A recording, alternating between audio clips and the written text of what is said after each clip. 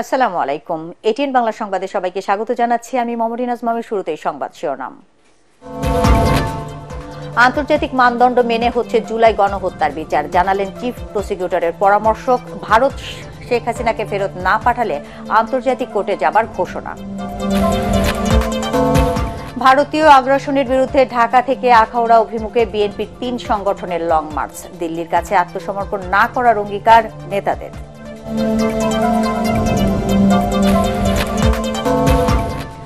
দেশকে অশান্ত করার ষড়যন্ত্র ব্যর্থ করে দিয়েছে জনগণ, বললেন জামায়াতের আমির। সংস্কার শেষে দ্রুত নির্বাচনের রোডম্যাপ ঘোষণার দাবি।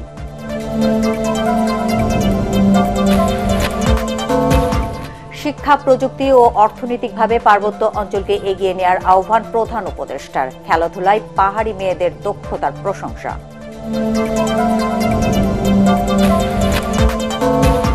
এবং 15 ডিসেম্বর থেকে এমআরপি পাসপোর্ট পাবেন প্রবাসীরা। প্রথম পর্যায়ে দেয়া হবে সৌদি ও মালয়েশিয়ায়, জানালেন উপদেষ্টা আসিফ নজরুল। শুনছিলেন সংবাদ শিরোনাম, এবার বিস্তারিত। জুলাই আগস্ট গণহত্যার মামলায় অভিযুক্ত পলাতক শেখ হাসিনাকে আইন মেনে বাংলাদেশের কাছে ভারতের ফেরত দেওয়া উচিত বলে মন্তব্য করেছেন আন্তর্জাতিক অপরাধ ট্রাইব্যুনালের চিফ প্রসিকিউটরের বিশেষ পরামর্শক টবি ক্যাডম্যান। ট্রাইব্যুনালে প্রসিকিউশন টিমের সাথে বৈঠক শেষে ব্রিফিংয়ে তিনি বলেন, জুলাই আগস্ট গণহত্যার বিচারে আন্তর্জাতিক মানদণ্ড অনুসরণ করা হচ্ছে। এ সময় চিফ প্রসিকিউটর তাজুল ইসলাম বলেন, ভারত শেখ হাসিনাকে ফেরত না দিলে আন্তর্জাতিক অপরাধ আদালতের সহযোগিতা নেওয়া হবে। ইমদাদুল্লাহ বাবুর রিপোর্ট। নিয়োগ পাওয়ার পর বুধবার প্রথম আন্তর্জাতিক অপরাধ ট্রাইব্যুনালে আসেন প্রসিকিউশন দলের পরামর্শক ব্রিটিশ আইনজীবী টবি ক্যাডম্যান। ট্রাইব্যুনালে এসে তিনি বৈঠক করেন তদন্ত সংস্থা ও প্রসিকিউশন টিমের সাথে। পরে সাংবাদিকদের ক্যাডম্যান বলেন, জুলাই আগস্ট গণহত্যার বিচারে আন্তর্জাতিক মানদণ্ড অনুসরণে পূর্ণ সহযোগিতা করবেন তিনি। I think you can all see the progress that has been made so far politically and legally. That process will be continued and I will do whatever I can to support this office to ensure that these trials meet the highest international standards. Sheikh হাসিনাকে ফেরত দেয়া প্রসঙ্গে British এই আইনজীবী বলেন, ভারত আইন অনুযায়ী সাবেক এই প্রধানমন্ত্রীকে ফেরত পাঠাতে পারে, আর না দিলে শেখ হাসিনার অনুপস্থিতিতেই মামলার বিচার কাজ চলার সুযোগ রয়েছে। It is the role of the chief prosecutor and this office to ensure that charges are brought, that an extradition request is made, and obviously if extradition is refused, we will have to then look upon whether she is tried in her absence or whether in fact we look to the International Criminal Court to provide assistance. এ সময় আন্তর্জাতিক অপরাধ ট্রাইব্যুনালের chief prosecutor Tajul Islam বলেন, গণহত্যার বিচারে আসামি পক্ষ চাইলে বার কাউন্সিলের অনুমতি সাপেক্ষে বিদেশি পরামর্শক নিয়োগ দিতে পারে। যে অতীতে যে ভুলগুলো হয়েছে সেগুলো যাতে আর কখনো না হয় এবং ফ্রি, ফেয়ার এবং ইম্পার্শিয়াল একটা ট্রায়াল যাতে হয়, আন্তর্জাতিক মহলের কাছে গ্রহণযোগ্য একটা বিচার হয়, সেই ব্যাপারে তিনি প্রসিকিউশন এজেন্সিকে তিনি অ্যাডভাইস করবেন, সহযোগিতা করবেন। দুনিয়ার কাছে তিনি দেখাতে চান তার অতীতে তিনি বিভিন্ন সময় আইসিসিতে, তারপরে আইসিটিওয়াই তার যে অভিজ্ঞতা ছিল সেই অভিজ্ঞতার আলোকে এই ট্রাইব্যুনালকে তিনি অ্যাডভাইস করতে চান যাতে দুনিয়ার কাছে একটা গ্রহণযোগ্য বিচার হিসাবে এটা প্রতিষ্ঠিত হয়, সেই ব্যাপারে তিনি সব ধরনের তার প্রচেষ্টা অব্যাহত রাখবেন। 10 বছর আগে 71-এর মানবতা বিরোধী অপরাধে যখন জামায়াত নেতাদের বিচার চলছিল, তখন টবি ক্যাডম্যানকে আইনজীবী হিসেবে নিয়োগ করেছিল জামায়াত। সে সময় তাকে আইনজীবী হিসেবে কাজ করার অনুমোদন দেয়নি শেখ হাসিনার সরকার। তবে 5 আগস্টের পরিবর্তিত পরিস্থিতিতে সেই টবি ক্যাডম্যানই এখন জুলাই আগস্ট গণহত্যার প্রসিকিউশন টিমের পরামর্শক। বর্তমানে এই ট্রাইব্যুনালে 4টি মামলায় সাবেক আওয়ামী লীগ সরকারের মন্ত্রী, এমপি ও প্রশাসন এবং পুলিশের কর্মকর্তা সহ শতাধিক ব্যক্তির বিচার কাজ চলছে। ইমদাদুল্লাহ বাবু, এটিএন বাংলা, ঢাকা। ভারতের আগরতলায় বাংলাদেশের সহকারী হাই কমিশনে হামলা ও জাতীয় পতাকার অবমাননার প্রতিবাদে আখাউড়া অভিমুখে লং মার্চ করাচ্ছে বিএনপির 3 সংগঠন, ছাত্রদল, যুবদল ও স্বেচ্ছাসেবক দল। যাত্রাপথে ভৈরব হয়ে ব্রাহ্মণবাড়িয়ার আখাউড়ায় গিয়ে সমাবেশের মধ্য দিয়ে শেষ হবে এই লং মার্চ।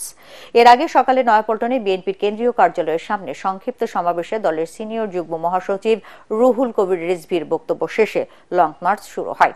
রিপোর্ট মাজহারুল হক মুহাজিরের।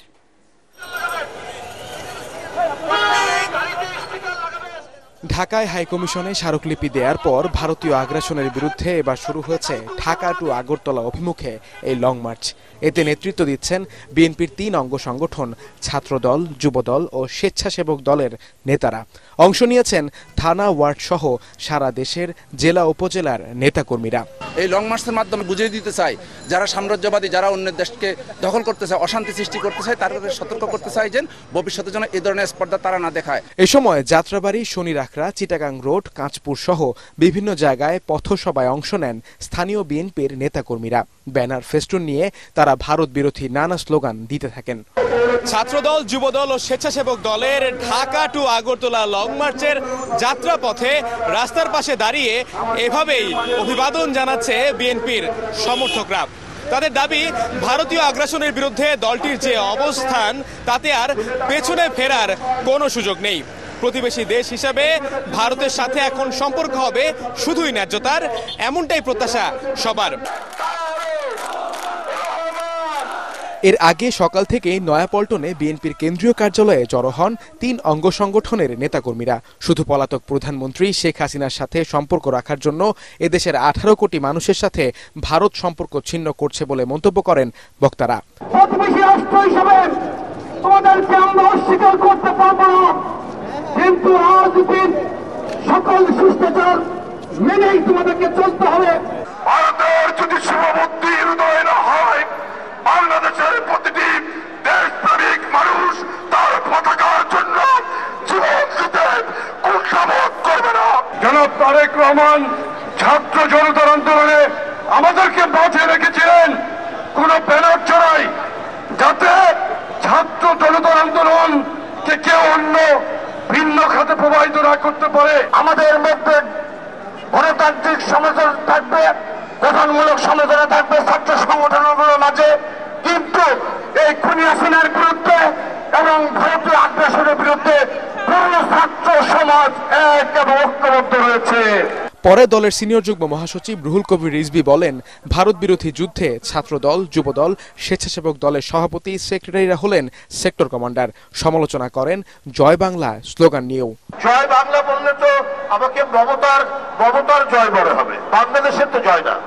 আর বাংলাদেশ জিন্দাবাদ, আমার বড়চিত্র, আমার আম গাছ, আমার কাঁঠাল গাছ, আমার শীতলক্ষা, আমার ধলেশ্বরী, আমার পদ্মা, মেঘনা, যমুনা, আমার দোয়েল, সেবা, কোকিলের যে বাংলাদেশ, সেই বাংলাদেশ আমরা বড়চিত্র সহ আমরা সেটি দেখতে পাবো।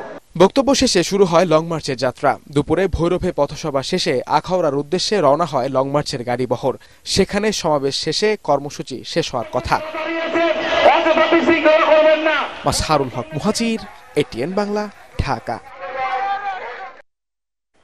এদিকে বিএনপির ৩ অঙ্গ সংগঠনের লং মার্চ ঘিরে আখাউড়া সীমান্তের ৩৫০ গজ দূরে কড়া নিরাপত্তা ব্যবস্থা নিয়েছে প্রশাসন। কোনোভাবেই যাতে আইন শৃঙ্খলা পরিস্থিতি অবনতি না হয় সেদিকে কঠোর নজরদারি রয়েছে বলে জানিয়েছেন সুলতানপুর ৬০ বিজিবির CO lieutenant colonel AM Jaber bin Jabbar. Long march শেষে স্থলবন্দর, ট্রাক ইয়ার্ড মাঠে যুবদল, ছাত্রদল ও স্বেচ্ছাসেবক দলের কেন্দ্রীয় নেতারা বক্তব্য রাখবেন। এদিকে লং মার্চকে কেন্দ্র করে আখাউড়া স্থলবন্দরে আমদানি রপ্তানিতে কোনো বিরূপ প্রভাব পড়েনি। সকালে এই বন্দর দিয়ে 15টি ট্রাকে করে হিমায়িত মাছ, শুটকি সহ বিভিন্ন ধরনের পণ্য ভারতে রপ্তানি হয়েছে। ভারতের আগ্রাসনের প্রতিবাদে অবসরপ্রাপ্ত পুলিশ অফিসার কল্যাণ সমিতির সদস্যরা রাজধানীতে পদযাত্রা কর্মসূচি পালন করাচ্ছেন। বেলা 11:30টার দিকে রাজারবাগের পুলিশ অফিসার্স কোয়ার্টারের সামনে থেকে এই পদযাত্রা শুরু হয়। পদযাত্রাটি রাজধানীর শান্তিনগর, কাকরাইল ও সেগুনবাগিচা হয়ে জাতীয় প্রেস ক্লাবের সামনে গিয়ে শেষ হয়। পরে সেখানে সংক্ষিপ্ত সমাবেশে বক্তব্য রাখেন অবসরপ্রাপ্ত পুলিশ কর্মকর্তারা। সমাবেশ শেষে পররাষ্ট্র মন্ত্রণালয়ে প্রতিবাদ লিপি দেন তারা।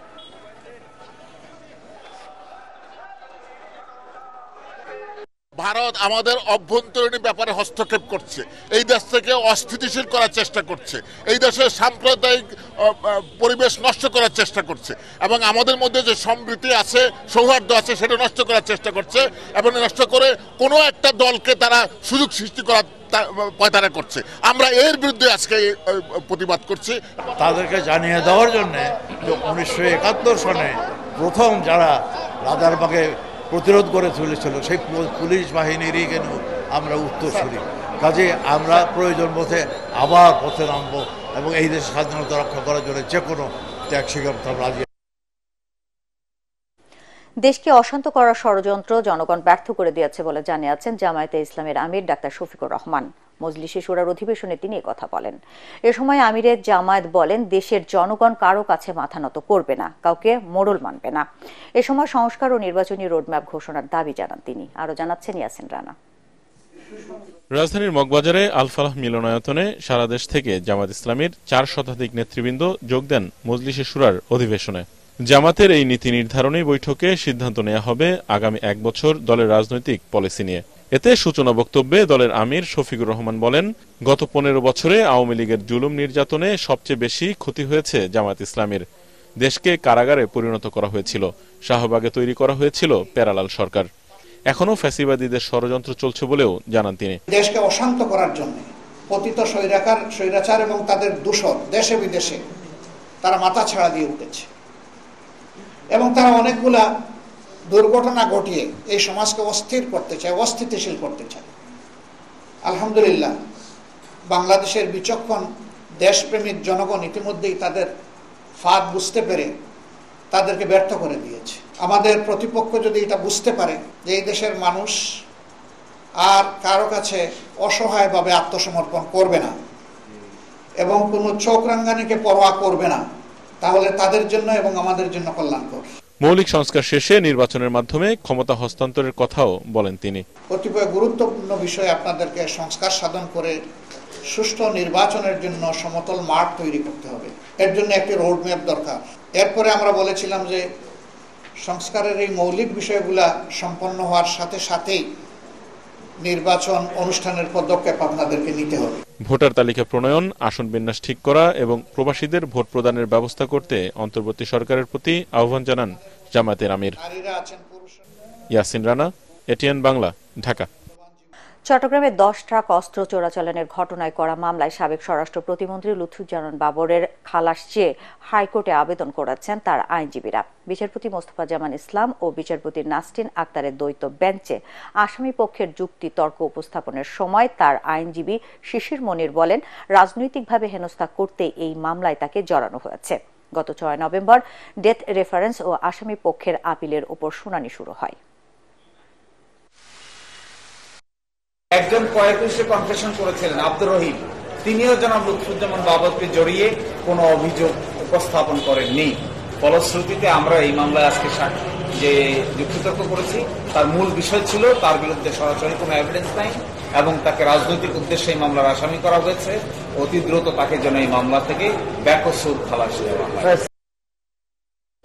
শিক্ষা, প্রযুক্তি ও অর্থনৈতিক দিক থেকে পার্বত্য অঞ্চলকে এগিয়ে নেওয়ার আহ্বান জানিয়েছেন প্রধান উপদেষ্টা ডক্টর মোহাম্মদ ইউনূস। রাজধানীর পার্বত্য চট্টগ্রাম কমপ্লেক্সে পার্বত্য জেলা পরিষদ চেয়ারম্যান ও সদস্যদের প্রশিক্ষণ কর্মসূচির অনুষ্ঠানে এই আহ্বান জানান তিনি। রাঙামাটিতে আয়োজিত অনুষ্ঠানে ভার্চুয়ালি যোগ দেন ডক্টর ইউনূস। তিনি বলেন, প্রাকৃতিক সৌন্দর্য ও সম্পদে পরিপূর্ণ পার্বত্য জেলাগুলো দেশের সবচেয়ে উন্নত অঞ্চল হতে পারত, যা সবচেয়ে পেছনে পড়ে রয়েছে। পার্বত্য এলাকায় উৎপাদিত ফসল, ফল, ফলাদি, ঐতিহ্যবাহী পণ্য দিয়ে এই অঞ্চলের মানুষের অর্থনীতিতে এগিয়ে যাওয়ার কথা উল্লেখ করেন তিনি। এ সময় পার্বত্য এলাকার প্রযুক্তির প্রসারের উপর জোর দেন প্রধান উপদেষ্টা।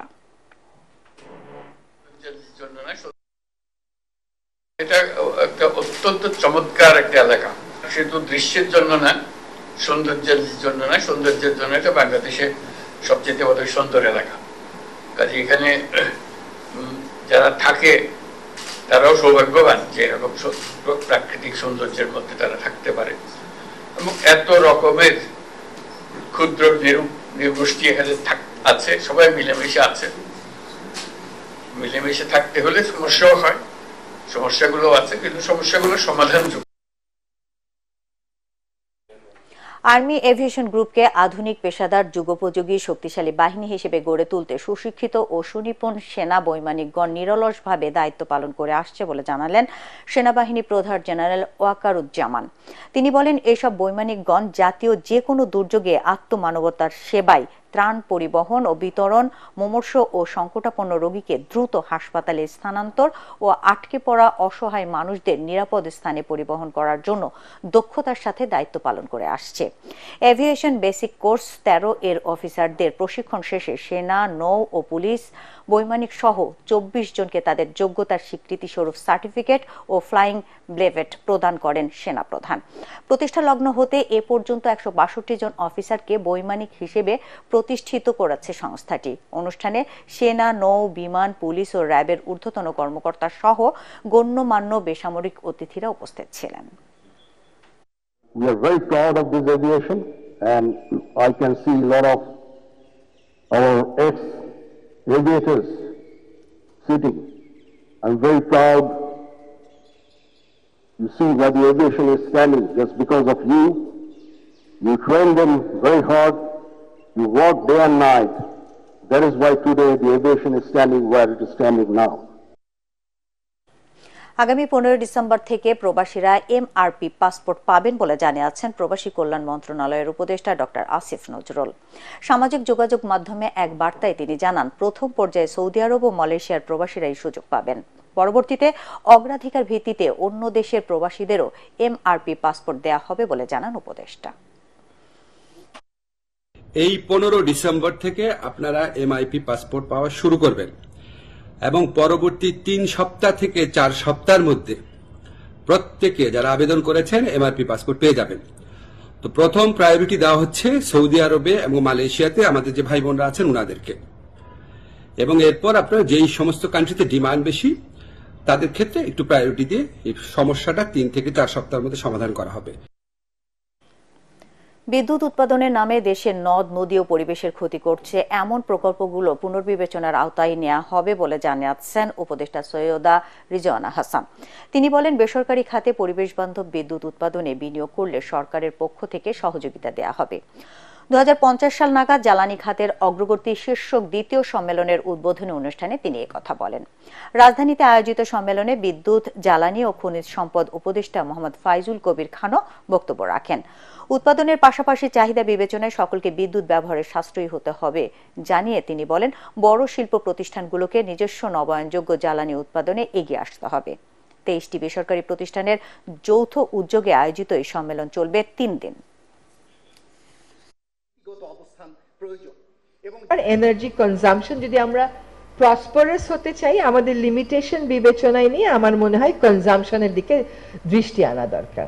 প্রাইভেট সেক্টরে যারা বড় বড় ইন্ডাস্ট্রি করছেন তাদেরকে এটা বলা যায় কিনা যে আপনারা রিনিউয়েবলের দিকে যান, সরকার সেখানে আপনাদেরকে ইনসেন্টিভ দিবে। বিগত আওয়ামী লীগের আমলে অনুষ্ঠিত একাধিক নির্বাচনে দলীয়করণের অভিযোগ রয়েছে সিরাজগঞ্জ স্থানীয় সরকার বিভাগের এক উপপরিচালকের বিরুদ্ধে। রিটার্নিং অফিসারের দায়িত্ব পালনকালে ভোট কারচুপির প্রমাণ মিলেছে আদালতে। এরপরও নিজ পদে বহাল বিতর্কিত তোফাজ্জল হোসেন। চাকরিচ্যুতির পাশাপাশি তাকে আইনের আওতায় আনার দাবি স্থানীয় রাজনীতিবিদ, মুক্তিযোদ্ধা সহ সচেতন মহলের। সিরাজগঞ্জ প্রতিনিধি ফেরদৌস হাসানের রিপোর্ট, আর জানাচ্ছেন ফারহিন ইসলাম টুম্পা। নবম জাতীয় সংসদ থেকে ইউনিয়ন, জেলা পরিষদ সহ প্রতিটি নির্বাচনে দলীয় প্রভাব ও অনিয়মের অভিযোগ রয়েছে তোফাজ্জল হোসেনের বিরুদ্ধে। গণসংযোগ থেকে শুরু করে ভোটের দিন ও নির্বাচন পরবর্তী হামলা মামলার শিকার হওয়া প্রার্থীদের অভিযোগ, বিগত সরকারের পাতানো নির্বাচনে মাস্টারমাইন্ডের ভূমিকায় ছিলেন রিটার্নিং অফিসারের দায়িত্বে থাকা এই উপপরিচালক। নির্বাচনী প্রচারণায় হামলার শিকার হয়ে 2 চোখ হারান বিএনপি দলীয় প্রার্থী রোমানা মাহমুদ। বিশেষ করে সিভিল প্রশাসনের লোকজন, এদের কারচুপিতেই এই জিনিসগুলো হয়েছে, সঙ্গে পুলিশ সহযোগিতা করছে। কিছু অস্ত্র, রামদাও, হকি স্টিক, তাওয়াদে আপনি রড, এগুলা নিয়ে ওরা আমাদের উপরে হামলা চালায়। আমার 2টি চোখেই গুলি লাগে। 2021 সালে পৌরসভা নির্বাচনে ভোট কারচুপি ও ফল উল্টে দেওয়ার অভিযোগে তোফাজ্জল হোসেন ও নির্বাচন অফিসার সহ 9 জনের নামে মামলা করেন তখনকার কাউন্সিলর প্রার্থী। তদন্তে ভোট কারচুপির প্রমাণ মেলে। তৎকালীন ক্ষমতাসীন কিছু ব্যক্তির প্রভাবে আমাকে পরাজয় দেখাইয়া 3 ভোটে পরাজয় দেখাইয়া যিনি 4 নম্বরে ছিলেন 4 নম্বরকে 1 নম্বর বিজয় হিসেবে ঘোষণা করছেন। কাস্টিং ভোটের 50% ব্যালট পেপার আদালতে উপস্থাপন করা হয়েছে। বাকি ব্যালট পেপার কোথায় গেল? বিতর্কিত ব্যক্তিদের বিরুদ্ধে ব্যবস্থা নেওয়ার দাবি রাজনৈতিক দল, মুক্তিযোদ্ধা সহ স্থানীয়দের। 15-16 বছরের যে সেটআপ, এই সেটআপটা পরিবর্তন করতে হবে। এই সেটআপ পরিবর্তন করতে না পারলে তাহলে তারা যে মানসিকতা নিয়ে তো আছে এবং যে মানসিকতা এখনো আছে এবং আওয়ামী লীগের প্রতি সরকার যে সহযোগিতা করেছে তারাই কিন্তু এখনো এই সেটআপের মধ্যে রয়েছে। ওই পতিত সরকারের দোষরদেরকে বিচারিত করার পরে নতুন প্রশাসন নিয়োগ করে যদি নির্বাচন করা যায় তাহলে নির্বাচন সুষ্ঠু হবে। তবে এসব অভিযোগের বিরুদ্ধে আইনি লড়াইয়ের কথা জানান তোফাজ্জল হোসেন। নির্বাচনী ট্রাইব্যুনালে একটি মামলা হয়েছে এবং সেই মামলার প্রেক্ষিতে তৎকালীন জেলা নির্বাচন অফিসার সহ কয়েকজনকে বিবাদী করে একটি মামলা আনয়ন করা হয়েছে। এখন সেই মামলার সর্বশেষ অবস্থাটা আসলে এই মুহূর্তে আমি জানি না। তোফাজ্জল হোসেন বিগত নির্বাচনগুলোতে রিটার্নিং অফিসারের দায়িত্ব পালন করে বিতর্কিত হলেও রয়ে গেছেন ধরাছোঁয়ার বাইরে। Bureau report, ATN Bangla. মহান মুক্তিযুদ্ধ নিয়ে আমাদের বিশেষ আয়োজন মুক্তিযুদ্ধের বিজয় কথা। দেশ স্বাধীন করতে স্টেথোস্কোপ ছেড়ে অস্ত্র হাতে তুলে নিয়েছিলেন অনেক ডাক্তার, ঝাঁপিয়ে পড়েন মহান মুক্তিযুদ্ধে। তেমনি একজন 11 নম্বর sub sector commander doctor Abdullah Mahmud Bir Protik, যিনি গুরুত্বপূর্ণ ভূমিকা রাখেন টাঙ্গাইল, ময়মনসিংহ, জামালপুর এলাকা পাক হানাদার মুক্ত করতে। এই বীর মুক্তিযোদ্ধার চাওয়া রাজনৈতিক স্বার্থের লড়াই নয়, লড়াই হোক দেশের উন্নয়নে। নিরঞ্জন দেব বর্মার ক্যামেরায় রিপোর্ট করছেন মাহবুব কবির চপল।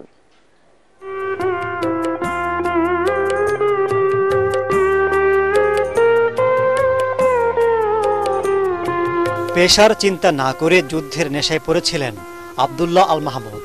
তাই তো এমবিবিএস ফাইনাল ইয়ারে থাকতে ঝাঁপিয়ে পড়েন মুক্তিযুদ্ধে। ময়মনসিংহ মেডিকেল কলেজ থেকে চলে যান টাঙ্গাইলের মধুপুরে। ডাক্তার থেকে হয়ে ওঠেন যোদ্ধা। আমার কোনো ট্রেনিং নেই, আমরা ডাইরেক্টলি যুদ্ধে চলে গেলাম। ওই যতটুকু বলে দিছে আমাদের সঙ্গে এপিআররা ছিল, বললো যে এইরকম ট্রিগার টিপতে হয়। আমি তো প্রথমেই আমার বুলেট পাকিস্তানি জিপের উপরে অ্যাটাক করছে এবং পিছন থেকে যে ধাক্কা মারে 303 এটাও জানতাম না। আচ্ছা, এগুলি হলো শুনেন, মানুষের ব্রেন যদি কন্ট্রোল করে মানুষের দেহকে। আমার ব্রেন তো মুক্তিযুদ্ধে, ময়মনসিংহ থেকে আমরা মধুপুর যুদ্ধ গেলাম, খাকডহর ইপিআর ক্যাম্প দখল করলাম। আমরা রাত্রে পাকিস্তানিদের আমরা প্রথম যুদ্ধে আমরা 4 জনকে অ্যারেস্ট করে ফেলি। তখন এই যে জিনিসগুলা তখন আমাদেরকে উদ্বেলিত করছে। তিনি খুব কাছ থেকে দেখেছেন পাকিস্তানি বাহিনীর নির্মমতা, বিভৎস কর্মকাণ্ড, যা থেকে মুক্তির কোনো বিকল্প ছিল না। বাঙালিদেরকে ওরা মানুষই মনে করতো না। আমরা মধুপুর যুদ্ধের পর যখন ফেরত যায়, সমস্ত ইভেন মসজিদও জ্বালাই দিছে। পাকিস্তানি আমাদের বাঙালি মেয়েদেরকে ধরে ধরে দিয়ে গেছে। আমরা একটা ক্যাম্পে হালুয়াঘাট যখন দখল করি, ওই বাংকারের ভিতরে 15 জন আমাদের যুবতী নারীকে পেয়েছি, তাদের হত্যা করে ফেলে রাখছে বেনেট দিয়ে, তাদের ভাইটাল পার্টসগুলা বেনেট দিয়ে খুঁচায় মেরে ছুঁয়ে গেছে। স্বাধীনতায় গুরুত্বপূর্ণ অবদানের জন্য বীর প্রতীক খেতাব পান আব্দুল্লাহ আল মাহমুদ। ডাক্তারিও সম্পন্ন করেন। তবে যেমন দেশ দেখতে চেয়েছিলেন এতদিনেও তার বাস্তবায়ন না হয় আক্ষেপ আছে তার।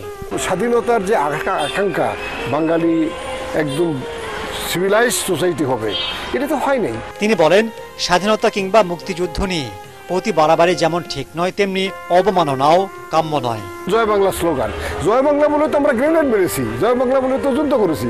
এটাকে অবমাননা কেন করে? এটা কেন করে? এটা আমি যুক্তি মনে করি যে আওয়ামী লীগের বাড়াবাড়ির জন্য।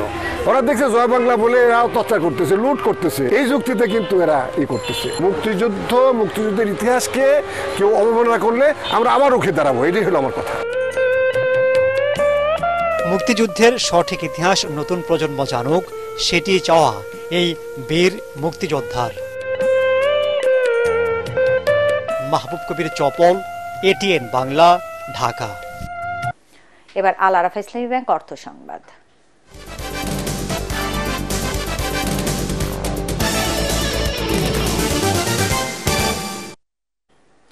সোশ্যাল ইসলামী ব্যাংকের কেরানীগঞ্জ শাখার উদ্যোগে গ্রাহক সমাবেশ অনুষ্ঠিত হয়েছে। এতে প্রধান অতিথি ছিলেন ব্যাংকের উপব্যবস্থাপনা পরিচালক মোহাম্মদ নাজমুত সায়াদাত। এ সময় তিনি বলেন, এলসি খোলা থেকে শুরু করে RTGS, EFTN, remittance, online, ATM সহ সকল সেবা দিচ্ছে এসবিআইএল। কেরানীগঞ্জ শাখার ব্যবস্থাপক মোহাম্মদ গোলাম ফারুক ভূঁইয়ার সভাপতিত্বে এ সময় আরও উপস্থিত ছিলেন সিএফও মোহাম্মদ শোয়েব এফসিএ, শরীয় সুপারভাইজার কমিটির প্রধান সৈয়দ জয়নাল আবেদিন এবং মার্কেটিং ও ব্র্যান্ড কমিউনিকেশনের প্রধান সামিয়াত হাসান। অনুষ্ঠানে 2 শতাধিক গ্রাহক যোগ দেন। এবার জানাবো পার্টেক্স খেলার খবর।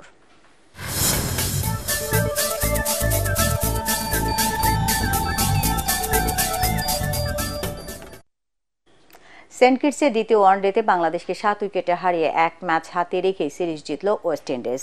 এতে 10 বছর পর ক্যারিবীয়দের বিপক্ষে সিরিজ হারল টাইগাররা। আগে ব্যাট করে 227 রানে অল আউট হয় সফরকারী দল। জবাবে 79 বল হাতে রেখে জয় নিশ্চিত করে স্বাগতিকরা। Report SM আশরাফের। লক্ষ্য 227। ওয়েস্ট ইন্ডিজের খেলা শেষ 36 ওভার 5 বলেই। যে উইকেটে 300 রানও নিরাপদ নয়, সেখানে টাইগারদের এই রান টপকাতে বেগ পেতে হয়নি ক্যারিবীয়দের। সিরিজের সমতায় ফেরার মিশনে নামা বাংলাদেশ তো রীতিমতো লজ্জায় ডোবার শঙ্কায় পড়ে। 115 রান তুলতেই হারায় 7 উইকেট। টপ অর্ডারে সৌম্য রান 2, লিটন দাস 4 আর মেহেদী হাসান মিরাজের ব্যাটে 1 রান। প্রথম 8 ব্যাটারের 5 জনই 2 অঙ্কের ঘরে পৌঁছাতে পারেনি। সেই লজ্জার হাত থেকে দলকে রক্ষা করেন মাহমুদুল্লাহ রিয়াদ আর বোলার তানজিম হাসান সাকিব। 8ম উইকেটে দুজনের জুটিতে আসে 92 রান। ক্যারিয়ার সেরা ইনিংস 45 রান করেন সাকিব। টানা দ্বিতীয় ম্যাচে 50 পাওয়া রিয়াদের ব্যাটে আসে 62 রান। 227 রান তারায় ওয়েস্ট ইন্ডিজের হয়ে উদ্বোধনী ব্যাটার ব্র্যান্ডন কিং খেলেন 82 রানের ম্যাচ জয়ী ইনিংস। এছাড়া এভেন লুইস 49 আর কেসি কার্টির উইলো থেকে আসে 45 রান।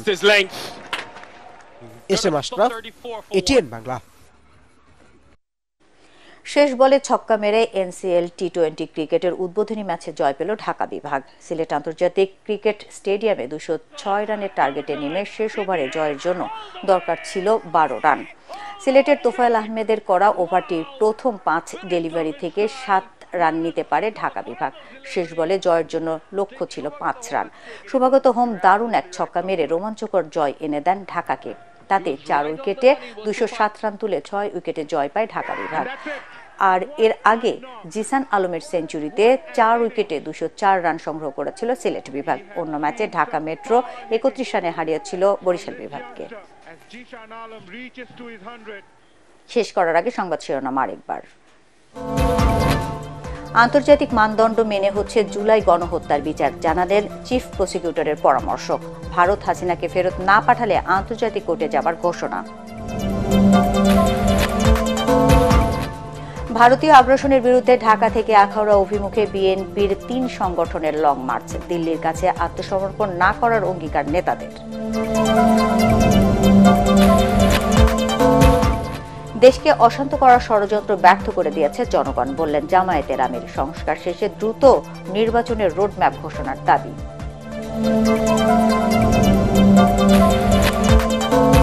শিক্ষা, প্রযুক্তি ও অর্থনৈতিকভাবে পার্বত্য অঞ্চলকে এগিয়ে নেওয়ার আহ্বান প্রধান উপদেষ্টার। খেলাধুলায় পাহাড়ি মেয়েদের দক্ষতার প্রশংসা।